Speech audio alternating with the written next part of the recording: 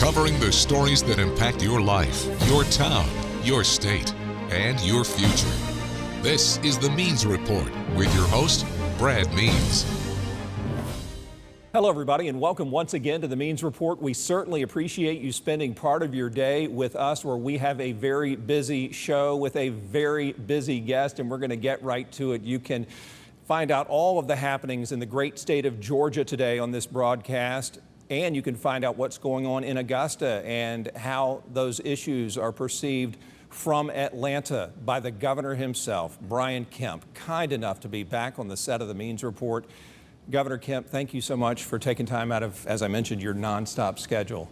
Great to be back on The Means Report, Brad. Thanks for having me. It is just awesome to have you back. And yeah, let's just, first of all, your tie reminded me that I need to lead with this question. It's a great Augusta National tie. How was Masters Week? Did you make it to the tournament? Yeah, it was incredible, as always. Really some interesting weather the first part of the week, but we had a great visit. I was down Thursday with our traditional red carpet tour, had economic development prospects from really all around the world, and certainly around the United States, and then other folks from Georgia that are expanding their business here. Really just talking to them about our business environment, showing firsthand the best Southern hospitality and incredible quality of life that we have in our state, which is easy to showcase when you're here for Masters Week. So it was an incredible day for us. Marty and one of our daughters came back on Friday, and what a great weekend for the finish of the tournament. It was awesome, and you're right, the wind was whipping for the first part. Thankfully, it laid down for the second.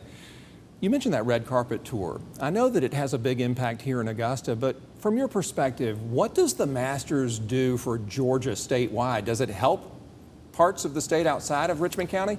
Well, listen, from our perspective on an economic development, from an economic development standpoint, just being able to showcase the state and taking prospects, wining and dining them, if you will, and taking them to the Masters is as good as it gets, and really showcases and gives us time to talk in depth with people about why Georgia, the Georgia way.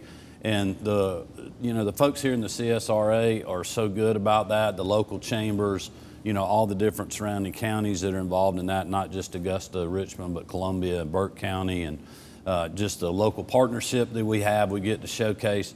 But the tournament itself has such a big economic impact on the state, but also you have people from all over the world watching a golf tournament that's being played in Augusta, Georgia. So it really puts our state and this local community on the world stage, which you can't, it's hard to pay for that. No, it is, and it's interesting that you mentioned that, because even during the broadcast, and maybe it was because we had this interview scheduled, but I kept listening for how many times they would say the name Georgia rather than just, we're back live in Augusta. And they said our state's name a ton. And so what exposure that is. It was interesting. I was out on the course and was going through concessions, getting a pimento cheese sandwich. Yeah. And ran into a guy that was from New Jersey, and just got to talking to him. And I asked him where he was from, and he said, I've had this on my bucket list for 20 years. I couldn't ever get my wife to go, but my son is now a little bit older and loves golf, and so me and him came here. It's my first trip. He said, it's incredible. So that's the kind of economic impact that you see, literally people from all over the country and all over the world that are coming in for the tournament. Yeah, you're right. What a strong impact. And so you wrap up your Masters visits, you go home, and you turn right back around as we're taping this on Thursday to do a couple of key things in Augusta. Let's start with Club Car in Appling. What do you think about their manufacturing facility and the impact it's going to have maybe around the world? I feel like I've been coming to the CSRA about once a week for the last 3 weeks now. We were here for the Wellstar groundbreaking, the new hospital in Columbia County. Very excited about that. And then at Club Car, it's another expansion that they're doing in the industrial park out in Columbia County, and really seeing their footprint now in this whole area. I mean, they got 1,700 employees worldwide. 1,300 of them are right here in the CSRA. And so just to see the new product that they're rolling off the line, actually the first vehicles going off the line when we were there for our visits, really exciting. And it's really part of our e-mobility push that we've had in the state. And it's not just with our electric vehicle car manufacturers that we're so proud of. But there's a lot of other things going on, like the electric golf carts that are coming off the line, not just for golf, but now for commercial utilization. A lot of universities are buying these vehicles to use for work on their campuses, and And then we're seeing also vertical lift.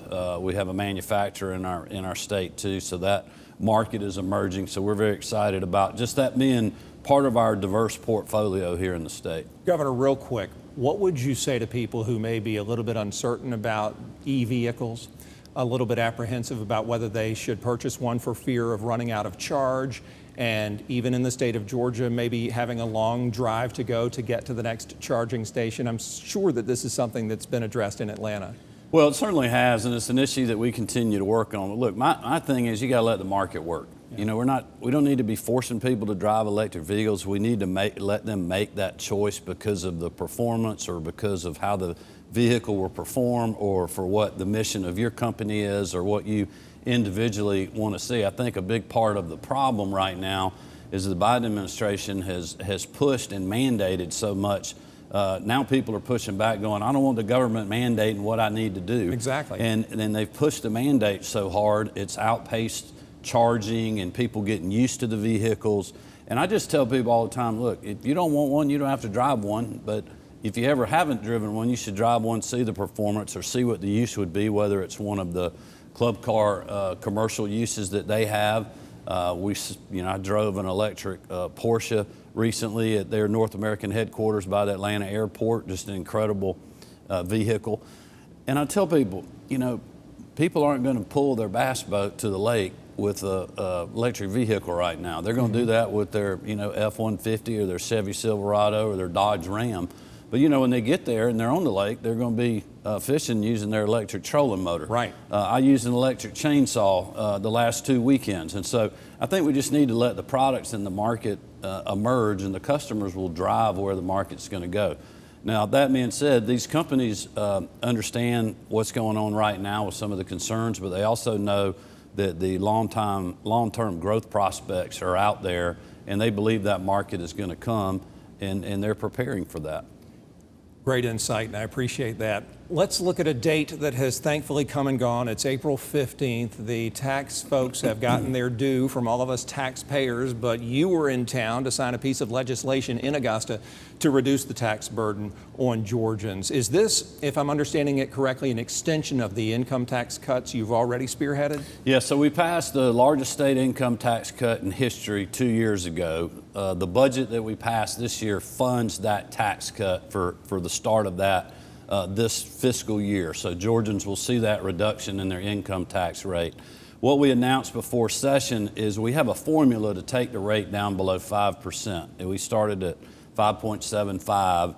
And what we did, we were supposed to do that, implement that this year with a 250 basis point cut. And then every year after that, start reducing it by 10 basis points. Well, this year we accelerated one of the 10 basis points cut. So instead of doing it next year, we moved it up and did it this year. So we're moving the rate to 5.39%. This will save Georgians, hardworking Georgians, $3 billion over the next 10 years. The other thing that we did that we hadn't previously done is we tied the business tax rate, corporate tax rate, to the individual rate. So now the corporate tax rate on small businesses and businesses in our state is going to be at 5.39% too. So just across the board flat tax rate, and we're just trying to keep more money in hardworking Georgians' pockets to help them deal with Biden inflation. Let me ask you before we go to break about that Wellstar MCG groundbreaking that you mentioned. My question is that going to put a dent in the need for access to health care, especially in Georgia's rural areas? Do you think that hospital is a huge step in that direction? Well, I definitely think it will help service parts of rural Georgia. I mean, I know that area well, having driven from, fishing myself on Clark Hill back to Athens, going through, Lincoln County and McDuffie County and Oglethorpe County. I mean, it gives people another option to come this way versus, say, going to Athens. And certainly, I think as this region continues to grow, it's just going to be, it'll be a plus, not a minus in the healthcare marketplace. It creates competition as well, which is good for the consumers of the services at the hospital and for our Georgia citizens. So we're really excited about that, and a lot of good things going on in healthcare in our state. Well, I appreciate that. Appreciate your time as well. Our conversation with Georgia Governor Brian Kemp continues on the Means Report. We'll talk about measures that he has supported impacting promoters of concerts and other big events, also measures impacting prosecutors in the Peach State. That's been in the headlines of late when the Means Report continues.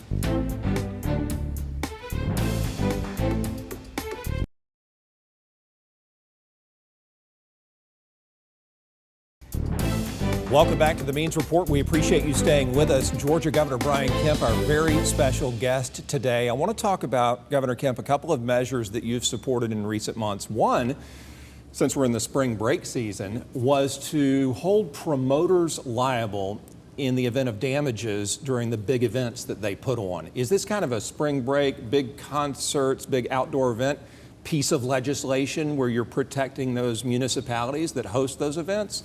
Yeah, really trying to give the local governments the ability to protect, their citizens that are living there every day. I mean, certainly we welcome visitors to the state, but we've just seen in years past, some of the insanity, especially down in beach towns in Florida, and things getting out of control, and a lot of damage to personal property, to government property, people just quite honestly misbehaving and going too far. And so this legislation was sponsored by Senator Ben Watson, who has Tybee Island in his district, and there's been some big events down there that we've had to have a lot of law enforcement respond to in the past, caused a lot of problems for the local government. And this really just gives us and them some tools to be able to hold people accountable, but also just to have people where they can come enjoy a safe time, but not leave the local community devastated when they go back home. Right, and for somebody who just reads a headline and then walks away, you're not anti-spring break or anti-concerts, right? No, it's really just trying to protect the taxpayer. I mean, people, it's like the, Georgia-Florida weekend down in St. Simons. We have a lot of students come down there, a lot of alumni come, and a lot of Georgia football fans come, and we welcome that. Local community welcomes that. They just want people to behave. And they also, if people don't, they want to have ways that they can go after and hold those folks responsible that are organizing, promoting, and really causing some of this havoc in local communities. Also, it will just help deter that happening to start with. All right, let's move from promoters to prosecutors. And this is a measure that's gotten some pushback since day one, a piece of legislation you signed that sets up a commission to kind of monitor the behavior, the practices of prosecutors across the state of Georgia, district attorneys and whatnot, and to be able to punish them if they don't do things right.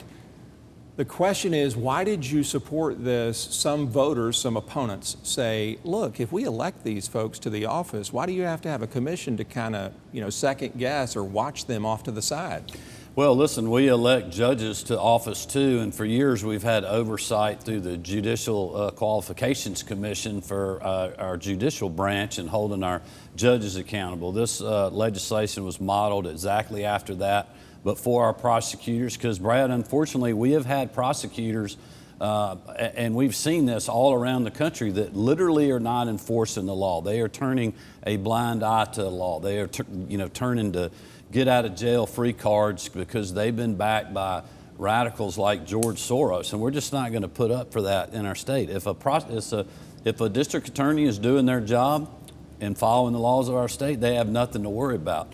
But if they are not doing their job, there needs to be a way for their own colleagues to look into those instances and then be able to hold them accountable, and that's all this legislation's doing. How about Fulton County's District Attorney Fani Willis? She's in the middle of prosecuting former President Trump regarding the 2020 election and the moments right after those votes came in. Could this commission get involved in that, be watching her? Do you see an impact there? Well, there could certainly be complaints that people would make on her or any other prosecutor, but that's the reason that you have a commission that would actually look and see if the complaint is warranted or not. And it would be a lot of her peers that would be on that commission that would be looking at whether there's evidence there or not. I mean, I said, over a year ago that I didn't think there was evidence there. People were mad about what she was doing, and I'm one of those people. I mean, I think it's very political what she's doing, but it doesn't mean that it's illegal. But we've also had other places where district attorneys have just either violated the law or not upheld and gone after perpetrators that have done violent crimes that, in my opinion, absolutely need to be held accountable. And that's what this law is going to do. Can I ask you a couple of quick Donald Trump questions? Yeah. Have you all talked since all that stuff that went down from November 2020 and then in the months after that? Have you all had a conversation? No, I have not talked to him. Yeah. Do you know where you stand at this point on supporting or not supporting him if he's the nominee, which it appears he is?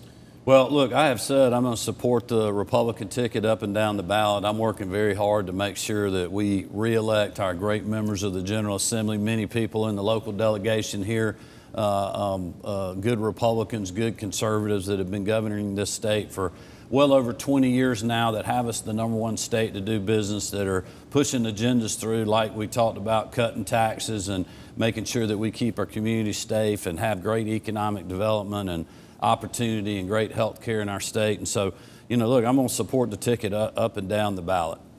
Let me ask you about something big that's going on in your budget, and that is an extra $1.5 billion for education. How is that going to help our schools? And we can break it down. I wrote down here, how's it going to help teachers? How's it going to help security? How's it going to help kids get workforce ready? Let's start with teachers. What might they see from this bigger education budget? Well, we've raised teacher pay again this year, another $2,500. So in just a little over 5 years since I took office, we've raised teacher pay $9,500 once I signed this budget, and that goes into effect on July 1st of this year. So we continue to try to help keep our best and brightest in the classrooms, and simply to just say thank you to our teachers. They have been through a lot, especially during the pandemic, but also coming out of the pandemic. We're spending more on K through 12 education than ever before in the history of our state, and a lot of that is because of teacher pay raises and school security issues that we've done. We have made permanent our school security funding. We did a round of that in 2019. We did another round last year. We heard from the educators and especially superintendents that we need to be able to plan. And so if we know that money's coming every year, we can better plan ahead to keep our kids in our classrooms safe. And so that's what we've done. We put school security funding permanently in the education formula.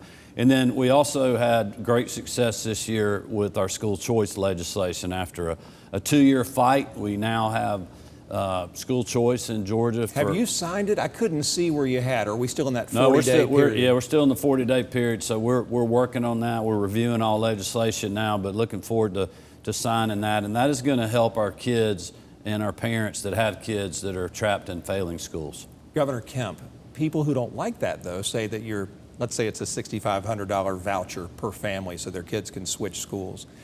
That's $6,500 less in the pot for the public schools. Is that an accurate way to look at it? No, it is not. Yeah. I mean, we have been adding money to our public school system, again, with teacher pay raises, school security. We put more money this year for adjusting the transportation formula. This is an issue the superintendents have been talking about for years, that the formula had gotten out of whack with the cost of transportation. That's buying new buses, fuel, and other things. And so anybody that's making that argument that this is going to take money away from K through 12 education, that is not the case. We're not cutting K through 12 to pay for these education savings accounts for our parents. Sure, and as I mentioned a moment ago, it's an extra $1.4 billion, so that education budget is growing. I cannot let us run out of time. Every time we've talked to each other, since before you took office, I always ask about the First Lady of Georgia, Marty Kemp, whether it is human trafficking, whether it is bullying, whether it is mental health issues. Are you pleased with the General Assembly's support of her and her mission to address those areas? Oh, she's done incredible. I mean, I always tell people she's the greatest First Lady in the country. She works as hard as anybody, even though she's not on the government salary. She's done now 9 pieces of legislation to raise the awareness and go after the perpetrators and help the victims of just an evil crime, human trafficking. She's obviously been real involved in pet adoption, supporting our farmers through buying through the Georgia Grown program. But also she's very concerned and engaged right now on things like bullying and mental health reform. You know, we've done a lot over the last 2 years working with the Speaker Burns and the members of the General Assembly. This really started with late Speaker David Ralston on mental health reform, and we've done that. We're spending more money now than ever before on mental health programs, really across the board in state government, and Marty's been on the forefront of advocating for that, but also continuing to see what else is it that we need to be doing in our state. Any advice you might have for parents? You are a parent. You know that bullying is real. I saw it when my boys were growing up. What can we do at home, Governor/Dad, to protect our children and to spot the warning signs? Yeah, I'll tell you, in today's world, it's almost disheartening sometimes to see that goes on, and just trying to have people that are involved, whether it's politicians, whether it's business people, whether it's educators, law enforcement, just communicating with people and trying to be nice to people and just being aware. I mean, that's the thing about human trafficking. The main thing is just to know what the signs are, what to look for. And so I think it's the same with bullying and other things. You just need to know what to look for, be alert, be aware, and if you feel like you're seeing something like that, say something and try to get people help. I don't know if you're going to answer this. It would be a missed opportunity if I didn't ask you. We're close to the halfway mark of your second term. What is next for you? I hear things like Senate. I hear things like President. I hear things like just go back to your business and live your private life. Any inkling of what you might do next? I hadn't been hearing those things. Yeah, nobody mentions that. It's not that far into my second term. I'm trying to keep everybody focused on 2024. I mean, listen, we have, our members of the General Assembly have to run every 2 years. I had a lot of them that were very supportive of me and very helpful of me, and I'm trying to do the same for them between now and November to make sure that we keep the great team we got in the House, in the Senate, and in the leadership in the General Assembly. And so that's really where my focus will be. And then, after November, we'll maybe start speculating and seeing what people have to say on other things. All right. Well, you've always been very candid with us, and I appreciate you bringing me up to speed in that regard and really just updating us on all the issues affecting Georgia. Governor Kemp, thank you so much. Enjoyed it. Thanks for having me back on. Me too. When we come back, how you can shape future editions of the Means Report and get more great guests like Governor Brian Kemp in a moment.